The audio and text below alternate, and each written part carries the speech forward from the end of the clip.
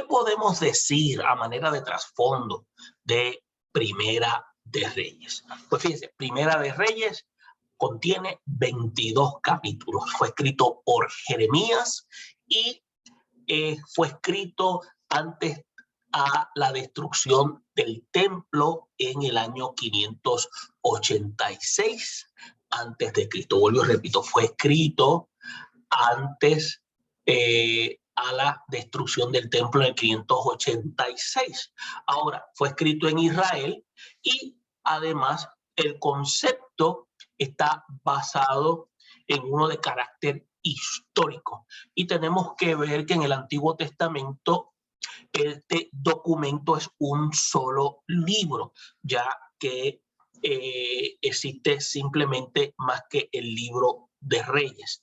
Para nosotros en la comunidad hispana y anglo también se conoce como primero y segundo de Reyes. Son documentos, no son cartas. Y este relato abarca el reino de Salomón, la división del reino, la historia paralela de los dos reinos, la historia posterior de Judá hasta el cautiverio. Entonces, Primera de Reyes tiene un comienzo con la nación y su apogeo. Entonces, en Segunda de Reyes, que más adelante también daremos un elemento de trasfondo, termina con la nación de Israel en un estado de ruinas. Entonces, estos dos documentos abarcan un periodo de 400 años. El método literario que tiene este documento es uno narrativo, es uno histórico y también de carácter cronológico. Entonces, las palabras claves que usted va a encontrar en Primera de Reyes son las siguientes. Desde el capítulo 1 al 11, expresiones como palabra de Jehová, corazón, orar, que significa más bien clamar, rogar, suplicar, palabras como pacto, sabiduría, mandar, que tiene que ver con mandamientos y estatutos, promesas, también expresiones como lugar alto, casa, también cuando habla de casa se refiere a la casa de Dios, el lugar donde el pueblo adoraba. También habla de pecado. Entre el capítulo 12 y el capítulo 22 va a incluir las mismas expresiones y también habla de Israel según y conforme al pueblo. Entonces, los temas que se mencionan en este documento es el templo, el reino, el pacto y el surgimiento de los profetas. En aspecto de cobertura profética se habla desde la muerte de David en el año 970 a.C. hasta el exilio de Judá en el siglo VI, año 586 antes de Cristo. En el aspecto del énfasis, se ve la evaluación de la monarquía sobre la base de la lealtad del pacto y las fatídicas consecuencias nacionales de esa deslealtad a Jehová, que resultaron en la expulsión de la tierra y lo que se conoce como el cisma y las guerras civiles entre el norte y el sur y el surgimiento de potencias que bajo la dirección de Dios subyugaron a las tribus del norte y el sur, y el papel de los profetas que hablaban por Dios en la vida de la nación, del pueblo de Israel ya dividido. Entonces vamos a ver cómo vamos a poder entonces hacer lectura del documento de Reyes. Pues fíjese, el rey David se encuentra en los últimos días de su vida. Salomón está a punto de convertirse en el monarca del reino unificado de Israel, y la primera mitad de este libro describe lo que se llama como la era dorada del reinado de Salomón, cuando gobernó con sabiduría.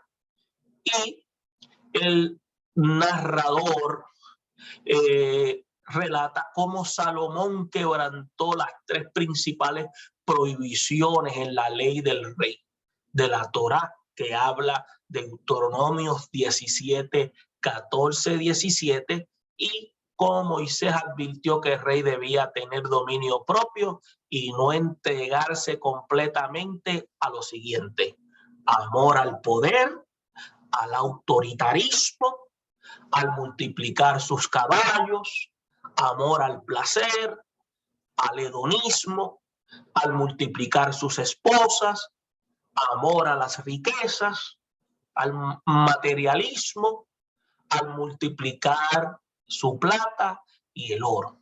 Entonces, cuando a escuchar estas advertencias, Salomón alguna vez, sabio, neciamente cayó en la trampa del poder, cayó en la trampa del sexo, cayó en la trampa del dinero, y como resultado el Señor estaba molesto con la actitud de Salomón porque su corazón se había apartado de él. Entonces vemos que Salomón hizo lo malo ante los ojos de Dios, como dice Primera de Reyes 11:6. Una frase que tristemente se repite con frecuencia en la decepción de los reyes posteriores. Cuando Salomón muere, su hijo Roboam prometió seguir con la política de altos impuestos de Salomón para acumular aún más riquezas, y como consecuencia de esto el reino se divide en dos partes. Entonces el resto del libro y de Segunda de Reyes describe el reinado de lo que conocemos 19 reyes en el reino del norte de Israel y 19 reyes y una reina en el reino del sur de Judá. La vida de estos gobernantes nos provee tanto modelos a seguir como errores a evitar. Y a medida que leamos los libros de los reyes, prestan lo que se llama la atención a las advertencias proféticas y en ocasiones tomadas en cuenta a muchos que a menudo son desechadas. Muchos de los profetas conocidos tales como Isaías, como Jeremías, Oseas, Amós, trajeron la palabra de Dios durante un periodo histórico ya registrado, tanto en el primer documento y segundo documento de Reyes. Buscaron también la promesa de recompensas para honrar a Dios, y en contraste con la negligencia, incluso el menosprecio de Israel hacia el Señor. Y de esta manera podemos tener claro lo que trajo como consecuencia la caída hasta cautiverio. Y así podemos tener una idea a manera panorámica de lo que está sucediendo en el libro de Reyes, primer documento. Ahora, es importante que entendamos lo siguiente. El Espíritu Santo, que inspiró las Sagradas Escrituras, nos dio lo que nosotros llamamos testimonio en la Biblia sobre el poder de Dios para suplir alimento al pueblo. Y esto, escuche bien, concuerda con la verdad de Dios, que Dios cuida de los suyos y ha prometido suplir las necesidades. En el presente análisis de la historia del milagro hecho que tenemos, que Dios en Sarepta de Sidón, en beneficio aquí de una viuda, su hijo, y el profeta Elías. Y consideramos cómo Dios permite los escenarios difíciles para glorificar su nombre en medio de ellos. Los siervos de Dios en distintas generaciones sufrieron limitantes y asombrosas situaciones. Entonces, Incluso, por ejemplo, en Hebreos 11 nos dice que algunos de ellos andaban pobres, angustiados, maltratados, eran hombres de los cuales el mundo no eran dignos. Y así necesitamos también discernir el propósito que Dios tiene cuando nos prueba. Ahora, Elías fue uno de los profetas más sobresalientes de Israel, pero su fe estuvo sometida a la prueba de la escasez. Cuando el alimento escaseó en Israel, podemos ver a través de esta historia que Dios lo sostuvo y cuando el alimento escaseó, Dios sostuvo en lo que nosotros llamamos en el río Keri, le traían pan y carne 2 veces al día. Ahora, cuando la prueba comenzó a arreciar, Dios todavía continuaba siendo fiel y le mostraría una salida de victoria a los que confiaban en él. Ahora, el milagro de sustentar al profeta en una tierra gentil, y esto es interesantísimo, y en la casa de una viuda que estaba al límite, escuche bien, de la pobreza, resalta el poder natural de el Todopoderoso. Pero en verdad, cuando tenemos una palabra de verdad, cuando tenemos una palabra de Dios con nosotros, eso es suficiente para sobrevivir a cualquier calamidad. Dios había prometido a Elías que multiplicaría la harina, iba a multiplicar el aceite, y cuando le dijo esa promesa a la viuda, ella la creyó. Y este es el elemento clave. No solamente dio crédito a la palabra de Dios, sino que actuó conforme a esta palabra. Y el milagro se hizo evidente por muchos días.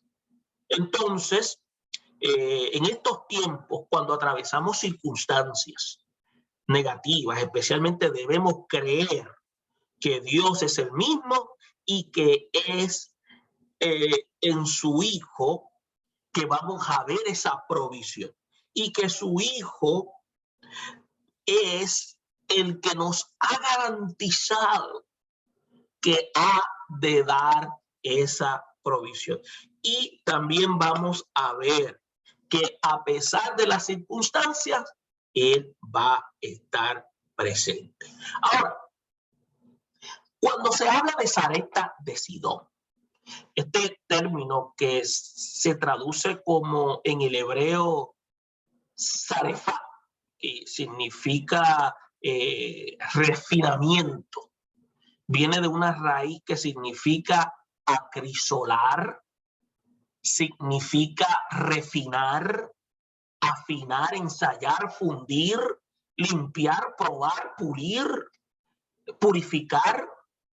Vamos a ver que también aparece la palabra sustentar, que viene del hebreo kul, y significa mantener en varios sentidos: abastecer, alimentar, alimento, caber, capacidad, comer, a cuestas, dar, juntar, llevar. Y fíjense, en el versículo 7, vamos a trabajar con el versículo 7. Y le habíamos señalado a ustedes que íbamos primero a señalar cómo Dios envía a Elías a Sarepta, donde una viuda, para que lo sustentara. Y en el versículo 7 se presenta a Elías en el arroyo de Kerit, frente al río Jordán. Y Dios mismo le había enviado allí para protegerlo y para preservarlo. Por eso el mandamiento divino fue: escóndete. Entonces sabemos que mientras estuvo allí, bebía del arroyo, y los cuervos le traían pan, le traían carne por la mañana, y pan y carne por la tarde. O sea, le daba carbohidratos y le daba proteína, lo que necesitaba para sostenerse.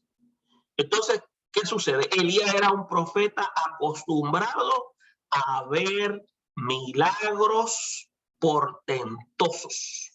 Ahora en el versículo 7 se acerca algo interesante. Se seca el arroyo por la sequía.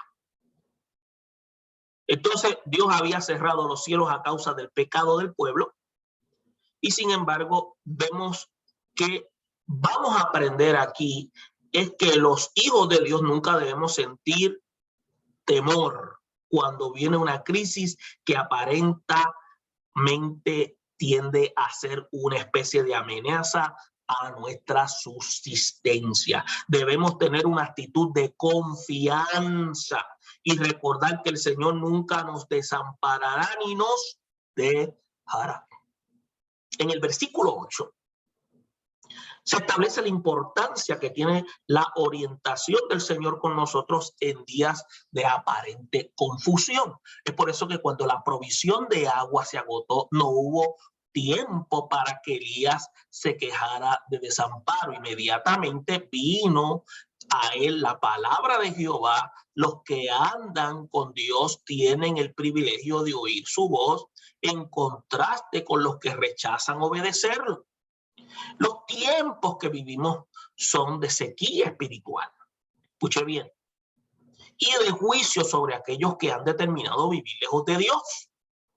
Ahora, aunque los santos vivimos en medio de este mundo que está bajo la ira de Dios, siempre Dios hará diferencia y no dará una palabra orientadora a nosotros para que sepamos qué hacer. Es por eso que el salmista señala que la palabra de Dios va a ser una lámpara en nuestros pies y va a alumbrar nuestro camino. Es por eso que si atendemos a la voz del Señor, vamos a vivir en luz y sabremos cómo conducirnos en medio de las situaciones de crisis. Y en estos momentos de situaciones difíciles que Dios trata con nuestro carácter y nos ha de enseñar a conducirnos conforme a su propósito. Ahora, en el versículo 9, la voz divina orienta a Elías a moverse a otro lugar. Y recordamos que ese mismo favor le hizo el Señor al pueblo de Israel por 40 años en el desierto a través de una columna de nube y de fuego. Entonces orientaba al pueblo por cada jornada que debían seguir. Entonces, en el caso de Elías, debía levantar e ir a Sarepta de Sidón para morar allá. Entonces, Sarepta era un territorio que estaba fuera de Israel. Y es bien interesante porque era una ciudad que era un territorio de los fenicios, en la costa del mar Mediterráneo, que estaba situada entre el área de Sidón y Tiro. Entonces los siervos de Dios no son dueños de sus propios caminos. Y es algo que tenemos que tener claro. El Señor que los llama tiene el derecho de enviarlos donde quiere, pero para glorificar su nombre con un propósito específico. Es por eso que siempre debemos tener una actitud dócil a la dirección del Señor, porque cuando actuamos con humildad, la humildad es hermana de la docilidad. Entonces, recordamos que Dios había mandado a los cuervos a sostener a Elías y ahora le anuncia al profeta y le había dado una orden a una viuda que lo iba a sustentar. Así que aquí cuando se habla de que le había dado una orden, usted puede inferir que le había hablado.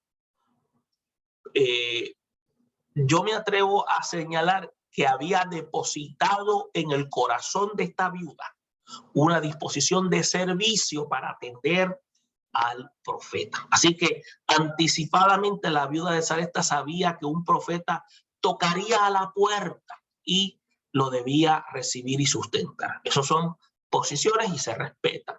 Ahora, aprendemos que Dios no le ocurren accidentes, ni nada lo toma por sorpresa. Entonces, los hijos debemos confiar plenamente en su provisión. Entonces vamos a ver en el versículo 10 que nos muestra la conducta obediente de Elías ante la voz de Dios. Entonces se levanta y fue en dirección a lo que Dios le había orientado. Entonces, en Sarepta ocurre el primero de los milagros que tendría lugar allí. Entonces, coincidencialmente, en el elemento que Elías llega a la puerta de la ciudad para preguntar por una viuda que nunca había visto, la mujer de la cual Dios le había hablado, es la cataresa. Entonces, ella estaba allí recogiendo los leños. Esto no es obra de la casualidad. Esto es obra de Dios mismo, de la causalidad, del propósito de Dios, sino que muestra cómo Dios hace coincidir los acontecimientos para que su voluntad se lleve a cabo. Entonces, de esta manera, Elías supo que ella era la persona de la cual había oído, que la llamó y le pidió que le trajera un poco de agua en un vaso. Entonces, acuérdese, allí no había teléfono celular, allí no había forma de mandar texto. Dios se encargó de hacer todo ese trabajo de comunicación. Y es interesante. Y usted va a encontrar en la lectura que hicimos términos como torta, donde es este sustantivo hebreo, que es lo que se conoce en hebreo como ugá, que es lo que se llama una torta cocida, que se cose en la ceniza. Pan es torta, viene de una raíz que significa girar, hornear, tortas redondas en un fogón, y muchos sabemos lo que es eso. Nuestros hermanos mexicanos les gusta comer mucho de esta tortilla, ¿no? También cuando se habla de una tinaja, que en el hebreo es kad, que se escribe K-A-D, de una raíz que significa un balde, de barro, un cántaro, ¿no? Una jarra para propósitos domésticos. Eso es lo que es una tinaja. Ahora, en la Biblia no es un libro de ficción, ni tampoco es un libro de motivación. Señalamos que la Biblia es un libro de esperanza. Y el cuadro que se dibuja aquí sobre la viuda nos alecciona a una verdad. Número uno, nos asombra en el versículo 11 la disposición de la viuda en servir al profeta. Ella usó el principio bíblico, de lo que tengo yo te voy a dar. Es un principio. Entonces, así fue con acción diligente, y fue a buscarle agua a Elías. Como Jesús dijo, ni un vaso de agua fría quedará sin recompensa, como dijo en Mateo 10:42. Entonces, pero el pasaje no enseña que Dios quiere llevar nuestra fe a un nivel mayor de prueba para que resulte en alabanza de su santo nombre. En el versículo 12, cuando la mujer va a traer el agua, Elías vuelve a llamar la mujer para que le trajera además un bocado de pan en su mano. Y debemos aprender que cuando somos fieles de lo que tenemos en el Señor, va a darnos lo que aún no tenemos. Y las Escrituras enseñan que no hay quienes reparten y les añadido más. La respuesta de la viuda a aquella segunda petición de Elías fue basada en una triste realidad. Le dijo que no tenía pan cocido, sino que lo que tenía era un puñado de harina y un poco de aceite, y era lo último que tenía para ella y para su hijo, y luego de eso era esperar a morir de hambre. Y era una confesión debido a la pobreza que fue acompañada de esa confesión. Entonces, ahora, resalta que aquella confesión de su pobreza fue acompañada de una confesión de fe en el Dios del profeta. Entonces, la mujer basó su verdad en esa frase que señaló: vive Jehová tu Dios. Entonces, debemos nosotros percatarnos que en este escenario donde ocurren los milagros de Dios es en el acto de actuar en confianza, actuar en fe. Que aunque la mujer vivía en un pueblo que adoraban dioses paganos, ella reconoció que el Dios de el profeta es real y a la vez es un Dios que provee en medio de la necesidad. Entonces, vemos el fundamento de toda esta verdad. Así como que quedaba poca harina y poco aceite en su casa, también había un poco de fe en ella. Pero Dios habría de multiplicar todo ello. Entonces, vemos su casa se habría de convertir en una sede de milagros diarios y asombrosos. Es por eso que nosotros aprendemos de parte de Dios que nos exige a nosotros tener un poco de fe, una fe sencilla, puesta en Él. Y Él se encargará de manifestar su gracia para vuestro beneficio. Entonces, cuando nosotros necesitemos aliento en medio de las crisis, debemos considerar estos versículos que están en el capítulo 17. Es por eso que en el versículo 13 se muestra este puente espiritual entre la miseria de la viuda y la provisión divina. Es por eso que Elías escuchó el relato de la mujer, entonces le dijo que no tuviera temor.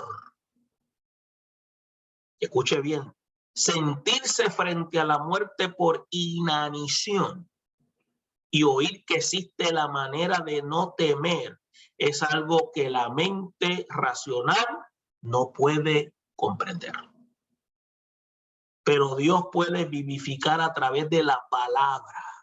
Y cuando tengamos zozobra por alguna circunstancia negativa, vayamos entonces a la fuente de vida, que es la palabra, y alentemos nuestros corazones. Por eso que el llamado de no temer, dicho a la viuda, fue una ministración de paz a el corazón, y entiéndase, a la psiquis, a la mente, dándole a ella un sentido de reposo. Y la prueba más grande de la fe de aquella mujer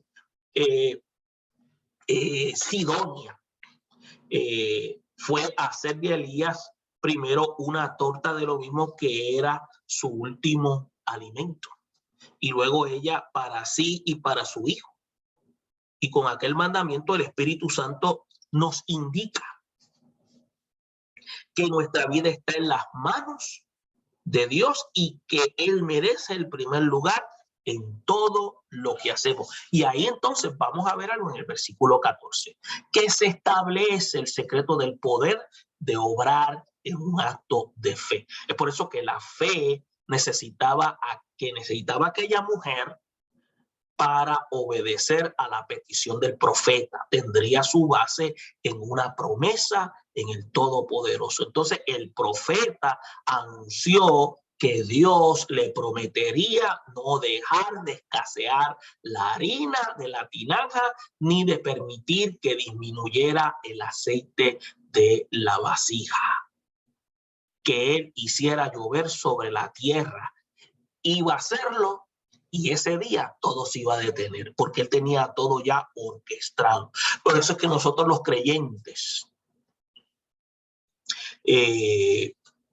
tenemos que tener claro lo siguiente. Tenemos que recordar que Dios no es un hombre para que mienta, ni hijo de hombre para que se arrepienta. Entonces debemos aprender a vivir por la palabra, pues la Escritura establece que el justo ha de vivir por la fe. En el versículo 15 muestra que aquella mujer gentil actuó motivada por la promesa divina, actuó motivada por la obediencia desde la puerta de la ciudad hasta su casa para traerle al profeta el alimento que había solicitado. Es por eso que así la fe no está completa hasta que actuemos según lo que Dios ha pronunciado. El Señor nos promete ir a través de situaciones donde humanamente los recursos han terminado. Y los recursos, cuando no están disponibles, es donde Dios se quiere lucir. Por eso es que Dios permite que nosotros podamos ver estas enseñanzas para que nosotros podamos ser fortalecidos en la fe. Pero su promesa es más real que las peores tribulaciones. Dios no nos dejará avergonzados. La segunda mitad del versículo 15, miren lo que sucede.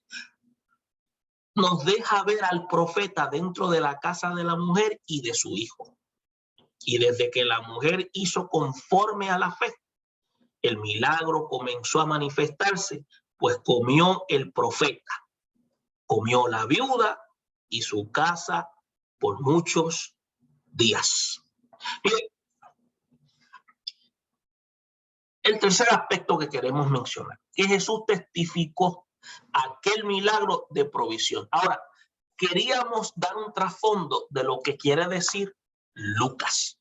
Ahora, vamos entonces para que usted y yo tengamos una idea qué es lo que habla Lucas, porque no es simplemente hablar de Lucas, leer los versículos. Mire, Lucas compone de 24 capítulos. Es un médico, es un gentil, compañero del apóstol Pablo.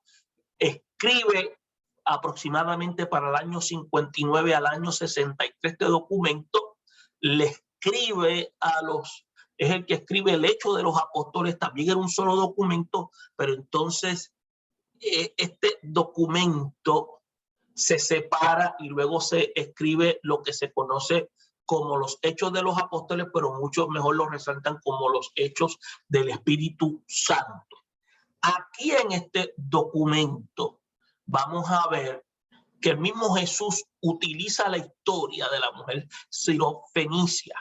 Entonces vamos a ver que en esta lectura, que es resaltada, que el mismo Lucas indica, hace mención de lo siguiente. Dice que el propio Jesús de Nazaret hizo mención del pasaje de la viuda de Sarepta y mencionó la incredulidad de su propio pueblo de él. Entonces se puede ver en este análisis, en el contexto del versículo 23, que se narra cómo Jesús, escuche bien, cómo Jesús lee en la sinagoga de Nazaret la profecía de Isaías acerca de él. Entonces, cuando habló a los judíos allí, sus palabras estaban llenas de ¿qué? De gracia. Pero ellos les causaron admiración porque no creían en él como el Mesías. Entonces, pensaban que era el hijo de José. Entonces Jesús les advierte que por falta de fe no verían allí milagros que él haría en otras regiones de Israel. Entonces el Señor viene y les cita un refrán común de aquella región que decía: médico, cúrate a ti mismo. Y dijo que en aquellos le diría este refrán, y por medio de sus obras, que él era el Mesías. ¿Sabe? Nosotros sabemos que la incredulidad es el impedimento para que ocurran lo que nosotros indicamos como milagros divinos. Después que Jesús comenzó, escuche bien, después que Jesús comenzó su ministerio, regresó a Nazaret a predicar, y todavía la incredulidad era el distintivo principal de aquellos judíos. Es por eso que la Escritura dice que no hizo allí muchos milagros por la incredulidad. Y podemos aprender que el Señor espera que nuestra fe crezca hasta estar convencidos de que Él es el Hijo de Dios. Cuando nosotros entonces alcancemos esa plena certidumbre en Él, entonces estaremos listos para nosotros ver la gloria de Él en nuestras vidas. En el versículo 24 usted va a ver que nos deja ver que ningún profeta es acepto en su propia tierra. La Biblia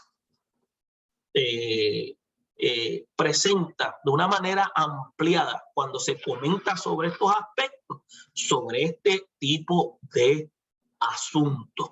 Generalmente podemos decir que nadie tiene más dificultad en reconocer los dones de Dios en sus siervos que los que viven familiarmente con ellos. En el contexto de nuestra clase vemos cómo ellos concuerdan con el profeta, en este caso con Elías. Él estaba en Israel, pero allí no fue bien recibido. Entonces, en su tiempo había mucho leproso en Israel, pero Dios escogió a Naamán, un gentil sirio, para sanarlo de lepra. Escuche bien.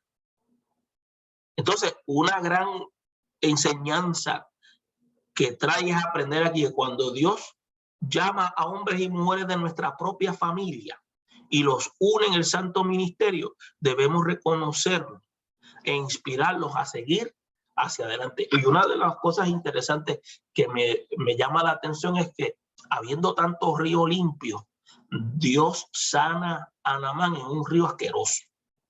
Porque primero Dios lo que quería era que ahogar el ego de Naamán para luego sanarlo de su lepra. Son muchas enseñanzas que hay a través de la historia. Entonces vamos a ver cómo Jesucristo honra la verdad de la palabra escrita también en el Antiguo Testamento, y frecuentemente cita el pasaje de las Escrituras para demostrar cómo estaban relacionadas con la vida y con el ministerio. Por ejemplo, el versículo 25 reconoce la autenticidad histórica de Elías con la viuda de Sarepta, y hizo decir que en Israel había muchas viudas en los días de Elías. Pero por su condición era obvio que está necesitada también de un milagro de provisión. Entonces dice que Dios reveló que la hambruna que afectaba a todos estaba relacionada con aquel juicio de sequía y fue enviado para la casa del pecado. Pero la condición espiritual del pueblo de Dios era tan deplorable que impedía su provisión milagrosa entre la gente. Para que ustedes vean, Dios seleccionó una gentil para bendecir al profeta. Entonces en el versículo 26 se deja claro que debido a la incredulidad el Señor eligió a glorificar su nombre al enviar a Elías a la ciudad plagada de un paganismo, porque Dios es soberano. Y la diferencia con Israel era que en Sarepta había una mujer gentil que confesó al Dios de Elías y puso su fe en las promesas del Dios de Elías. Entonces, Lucas, el capítulo 4, termina con un testimonio contra todos los religiosos de Nazaret, y Lucas dice que cuando oyeron estas palabras se llenaron de ira contra él y lo llevaron hasta la cumbre de un monte para despeñarle. Entonces, ¿qué pasa?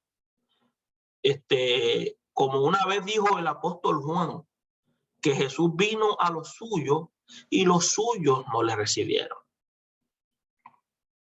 Entonces, como hizo Dios al llevar a Elías para dar provisión a una mujer gentil, escuche, a una mujer gentil, a nosotros los gentiles también nos dio el pan de vida.